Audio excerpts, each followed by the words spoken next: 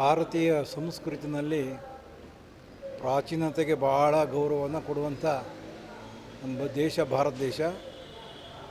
ವಿಶೇಷವಾಗಿ ಇವತ್ತು ಗೋಪೂಜೆಯನ್ನು ಇಡೀ ಭಾರತ ದೇಶದಲ್ಲಿ ಎಲ್ಲ ಕಡೆ ಸಂಭ್ರಮ ಸಡಗರದಿಂದ ಆಚರಿಸುವಂತಹ ಕಾರ್ಯಕ್ರಮ.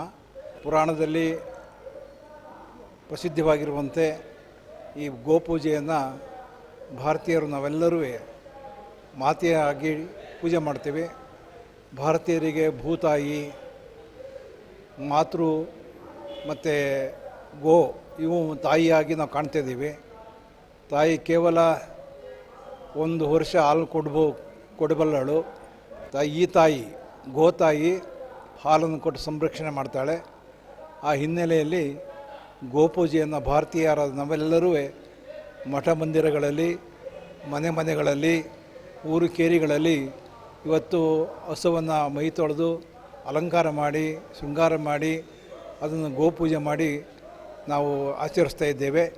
ಗೋವಿನಲ್ಲಿ 335 ಕೋಟಿಗಳಿರ್ತಾರೆ, ದೇವತೆಗಳಿರ್ತಾರೆ ಅಂತಕ್ಕಂಥ ನಂಬಿಕೆಯಿಂದ ಗೋಪೂಜೆಯನ್ನು ಹೊಸ ಮನೆಗೆ ಗೃಹ ಪ್ರವೇಶ ಮಾಡಿಸ್ತಾರೆ. ಮಾಡಿಸಿದ ಮೇಲೆ ಒಳಗಡೆ ಪ್ರವೇಶ ಮಾಡಿದ ಮೇಲೆ ಅದು ನಮ್ಮ ಪರಂಪರೆ ಪ್ರಕಾರ ಏನಾದ್ರು ಗೋಮಯ ಗೋಮೂತ್ರವನ್ನು ಒಳಗಡೆ ಹಾಕಿದರೆ ಶುಭ ಅಂತ ಆರಿಸಿಕೊಂಡು ಅದನ್ನು ಭಕ್ತಿ ಶ್ರದ್ಧೆಯಿಂದ ಪೂಜೆ ಮಾಡಿ ಕಳಿಸುವಂಥದ್ದು. ಜೊತೆಗೆ ಹಾಲನ್ನು ಕರೆದು ಅದೇ ಹಾಲನ್ನು ಮನೆಯಲ್ಲಿ ಉಕ್ಕಿಸುವಂಥ ಪರಂಪರೆಯನ್ನು ರೂಢಿಯನ್ನು ಭಾರತೀಯರು ಮಾಡಿಕೊಂಡಿದ್ದಾರೆ.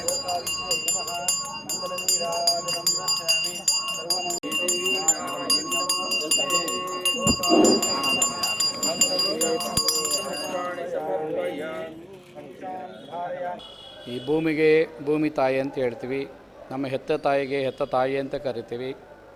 ಗೋಮಾತೆಗೆ ನಾವು ಕೂಡ ಎಲ್ಲರೂ ತಾಯಿ ಅಂತಲೇ ನಾವು ಕರೆಯೋದು. ಆ ಗೋಕ್ಷೀರ, ಗೋದಧಿ, ಗೋಘೃತ ಇವೆಲ್ಲವೂ ಕೂಡ ಪಂಚಾಮೃತ ಅಂಥೇಳಿ ದೇವರುಗಳಿಗೆ ಅಭಿಷೇಕ ಮಾಡಬೇಕಾದ್ರೆ ವಿಶೇಷವಾಗಿ ಹಾಲನ್ನು, ಗೋಮಾತೆ ಹಾಲನ್ನೇ ದೇವರಿಗೆ ಅಭಿಷೇಕ ಮಾಡೋದು.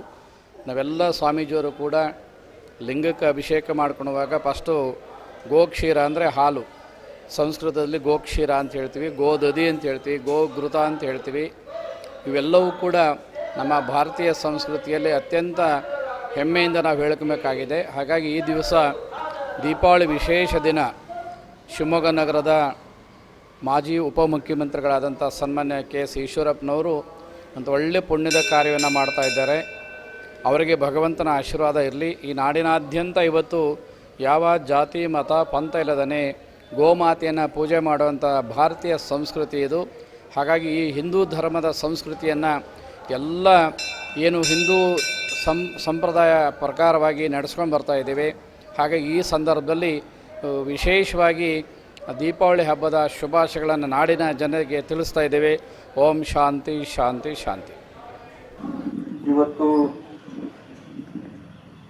ದೀಪಾವಳಿ ಸಂದರ್ಭದಲ್ಲಿ ಸಾಮೂಹಿಕವಾಗಿ ಗೋಪೂಜೆ ಮಾಡೋಂಥ ಒಂದು ಸೌಭಾಗ್ಯ ನಮ್ಮೆಲ್ಲರಿಗೂ ಸಿಕ್ಕಿದೆ.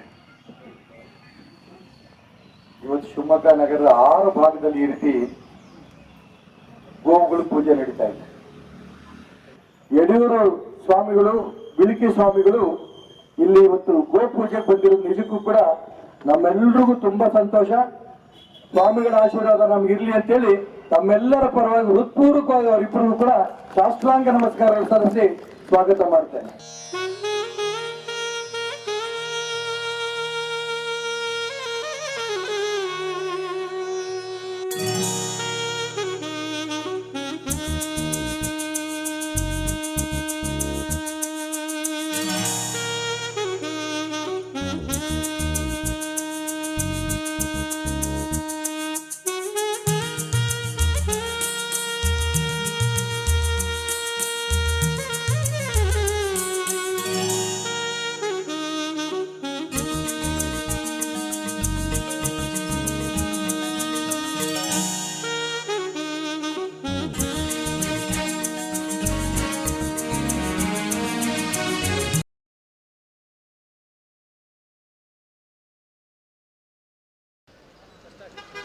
ನನ್ನ ಹೆಸರು ಪ್ರಭಾವತಿ ಸುರೇಶ್ ಕುಮಾರ್ ಅಂತ. ನಾನು ಇನ್ನೊಬ್ಬ ನಗರ ವಾಸಿ. ನನಗೆ ಈ ಶಿವಾಲಯದಲ್ಲಿ ಇವತ್ತು ಗೋಪೂಜೆ, ಸಾಮೂಹಿಕ ಗೋಪೂಜೆ ಮಾಡ್ತಾರೆ ಅಂತೇಳಿ ಕರೆದ್ರು.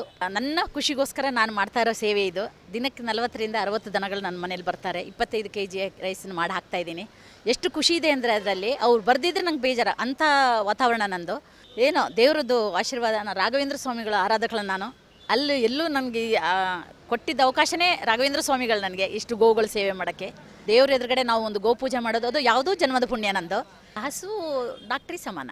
ಯಾಕಂದರೆ ಹಸು ಸಗಣಿಯಿಂದಾಗಲಿ ಗೋಮೂತ್ರದಿಂದಾಗಲಿ ಈಗ ಎಲ್ಲ ಮೆಡಿಸಿನ್ಗಳು ಅವುಗಳಿಂದನೇ ಸ್ಟಾರ್ಟ್ ಆಗ್ತಾ ಇದೆ ಅಲ್ವಾ. ಆಯುರ್ವೇದಿಕಲ್ಲಂತೂ ಜಾಸ್ತಿ ಗೋಮೂತ್ರದಿಂದನೇ ಸ್ಟಾರ್ಟ್ ಆಗಿದೆ. ಸಗಣಿ ಎಲ್ಲದೂ ನಮ್ಗೆ ಅನುಕೂಲನೇ ಅದರಿಂದ ಗೋವುಗಳು ಅದರಿಂದ ಉಪಯೋಗ ಇಲ್ಲ ಅನ್ನೋದೇ ಇಲ್ಲ.